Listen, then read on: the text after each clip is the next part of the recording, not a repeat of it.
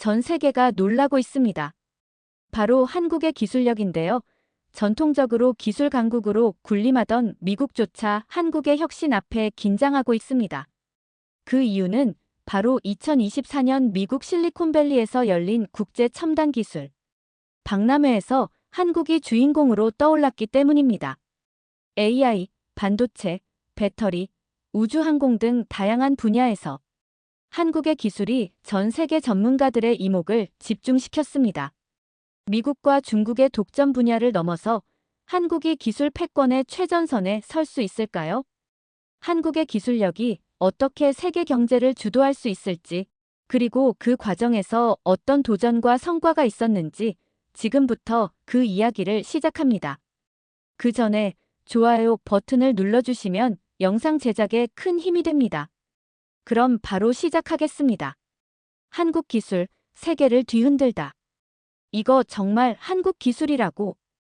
2024년 미국 실리콘밸리에서 열린 국제 첨단 기술 박람회. 전 세계에서 내로라 하는 기업들이 신기술을 선보이는 자리였다. AI, 반도체, 로봇, 배터리, 우주항공 등 각국의 혁신이 경합하는 이 무대에서 뜻밖의 주인공이 전 세계 전문가들의 시선을 사로잡았다. 바로 대한민국이었다. 이전까지도 한국은 반도체와 디스플레이 분야에서 강자로 군림했지만 이날 박람회에서 공개된 기술들은 기존의 인식을 완전히 뒤엎었다. 세계 최초로 상용화된 3나노 공정 반도체는 전력 소모를 40% 줄이면서도 성능은 50% 이상 향상시켰다. AI 기반의 반도체 설계 자동화 기술은 반도체 개발 기간을 절반으로 단축시켰다. 차세대 전고체 배터리는 기존 리튬이온 배터리 대비 용량을 3배 늘리고 충전 속도를 5배나 높였다. 인간과 자연스럽게 대화하는 AI 로봇은 의료, 교육, 산업 현장에서 혁신적인 변화를 예고했다. 그리고 한국의 우주 탐사 기술은 달 기지를 건설할 차세대 로버와 함께 전 세계의 관심을 집중시켰다. 한국관의 발표가 끝나자 행사장 곳곳에서 탄성이 터져나왔다. 이제 한국이 기술 패권 경쟁에서 최전선에 서게 된 건가? 중국과 미국이 독점하던 분야에서 한국이 이렇게 앞서가다니. 그 순간 한 기자가 소리쳤다. 이 기술이 상용화되면 한국이 세계 경제를 주도할 수도 있을까요? 기자들의 질문이 빗발쳤고 이에 한국 대표단이 답변을 이어갔다. 우리는 기술을 통해 더 나은 미래를 만들고자 합니다. 기술은 단순한 경쟁이 아니라 인류를 위한 것입니다. 그러나 그 순간 미국 대표단의 한 관계자가 냉소적인 웃음을 지으며 말했다. 기술이 인류를 위한 거라지만 결국 국가 간 경쟁 아닌가요? 한국이 정말 세계 기술 패권을 쥘 수 있을지 두고 봅시다. 순간 행사장의 공기가 묘하게 달라졌다. 한국이 기술적으로 도약한 것은 분명했지만 이를 받아들이기 어려운 이들도 있었다. 과연 한국은 이러한 국제적 경쟁 속에서 어떻게 살아남고 기술을 통해 어떤 가치를 만들어갈 수 있을까? 한국관의 발표가 끝나고 난 후 행사장은 술렁이기 시작했다. 특히 한국의 기술 혁신을 두 눈으로 목격한 글로벌 기업 대표들과 연구자들은 깊은 인상을 받았다. 미국의 한 AI 스타트업 CEO가 중얼거렸다. 이건 예상 못했는데 한국이 이렇게까지 앞서갈 줄이야. 우리도 협력해야 하는 거 아닐까? 그러나 반대로 긴장감을 감추지 못하는 이들도 있었다. 한 유럽 반도체 회사의 CTO는 동료와 속삭였다. 우리가 몇 년을 투자해도 3나노 공정은 아직 멀었는데 한국이 먼저 상용화했다니. 이제 시장 판도가 바뀌겠어. 그 순간 중국 대표단에서도 작은 움직임이 감지됐다.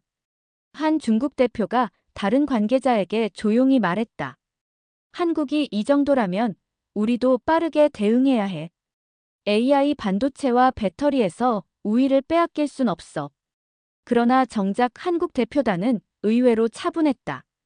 이번 박람회를 준비해 온 한국 기업들과 연구진들은 이미 예상했던 반응이었다.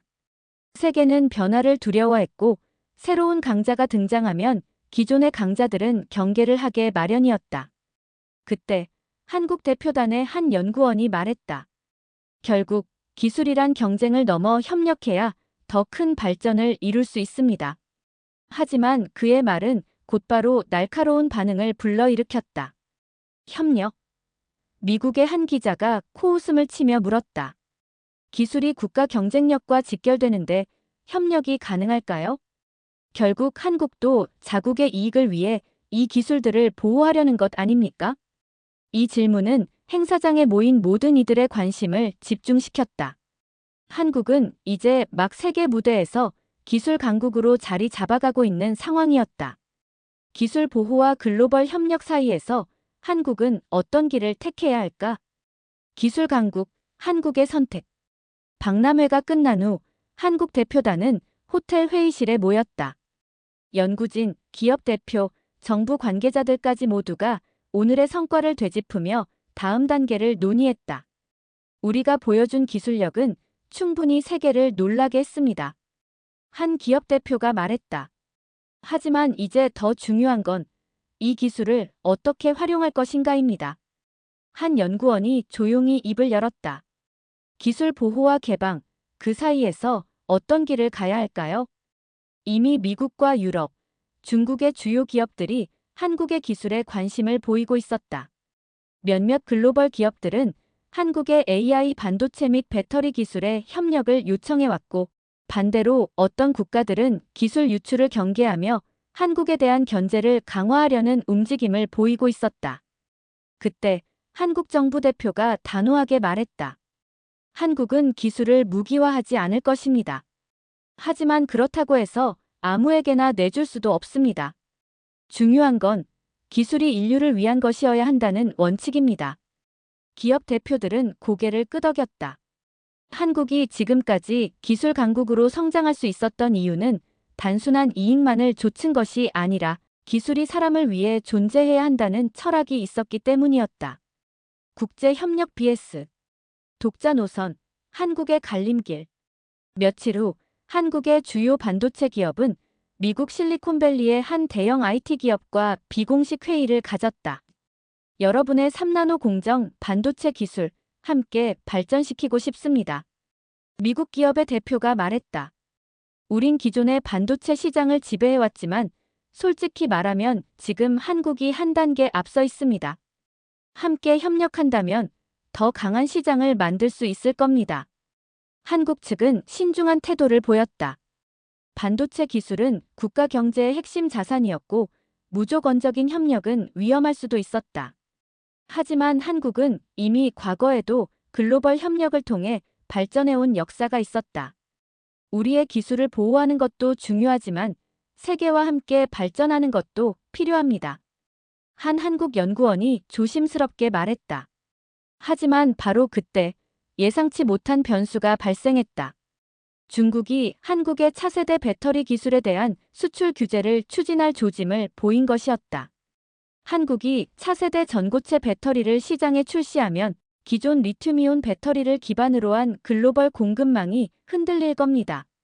중국 언론에서는 한국을 견제하는 기사가 연이어 쏟아졌고, 심지어 일부 국가에서는 한국 기술의 급부상을 경계하는 분위기가 감지되었다. 한편 유럽의 한 전기차 기업은 오히려 한국의 배터리 기술과 협력을 원했다. 여러분의 전고체 배터리 기술이 상용화된다면 유럽의 전기차 산업이 한 단계 도약할 겁니다. 협력하고 싶습니다. 이제 한국은 선택의 기로에 놓였다.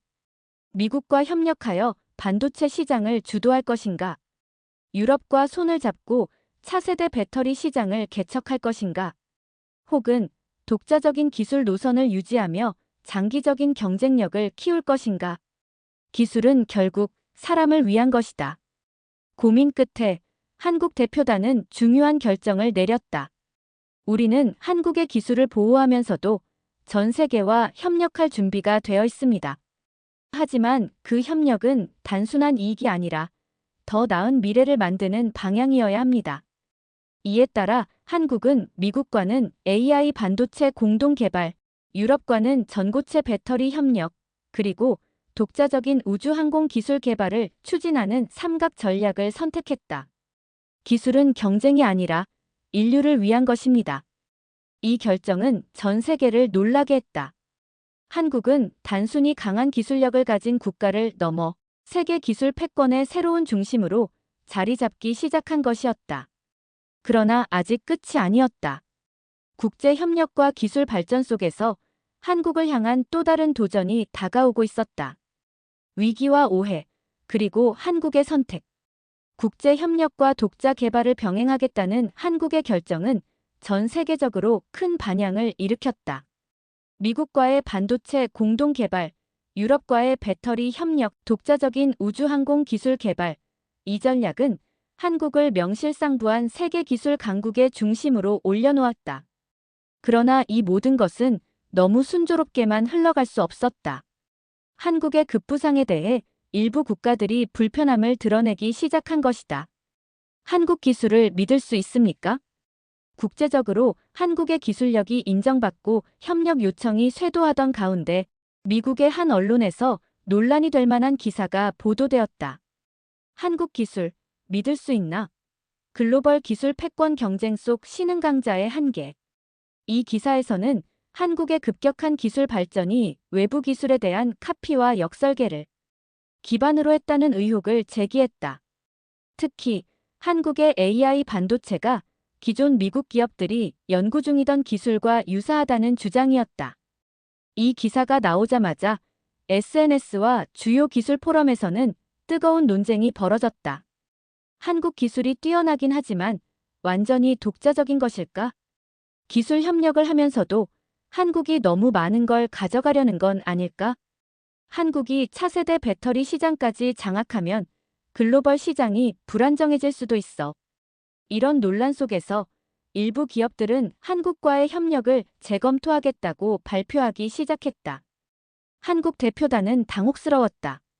한국은 기술력으로 세계를 놀라게 했지만 이제는 그 기술이 의심받고 있는 상황이었다. 진짜 위기, 한국을 향한 국제적 압박.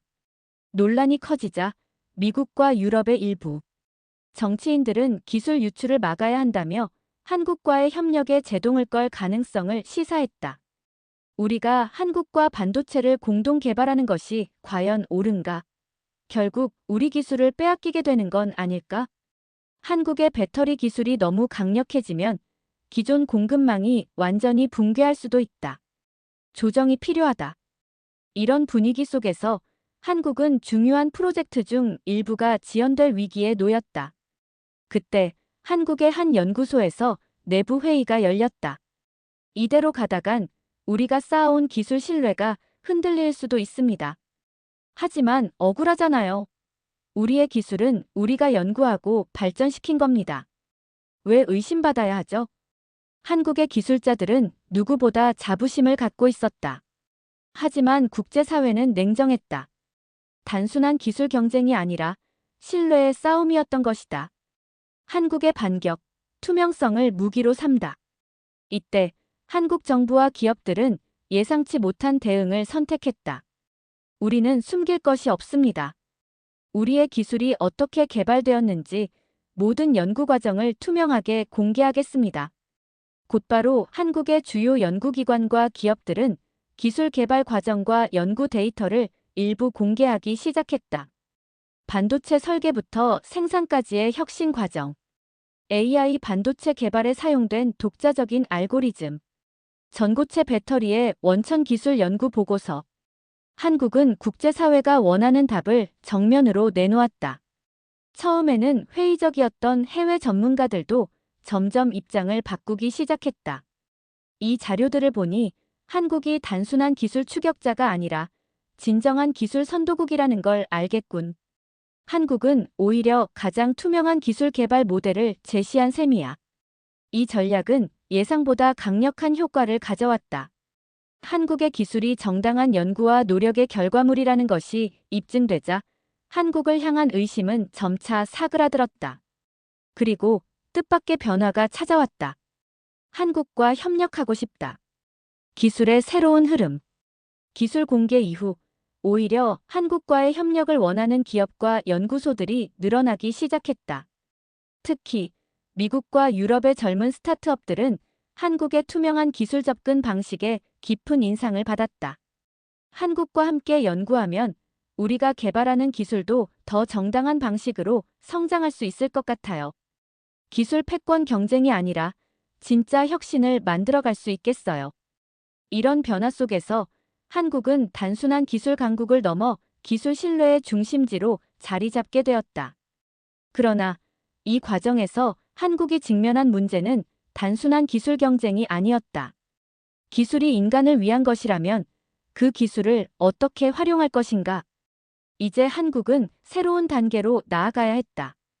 기술, 인간을 위한 길을 찾다. 한국의 투명한 기술 공개 전략은 예상치 못한 변화를 가져왔다.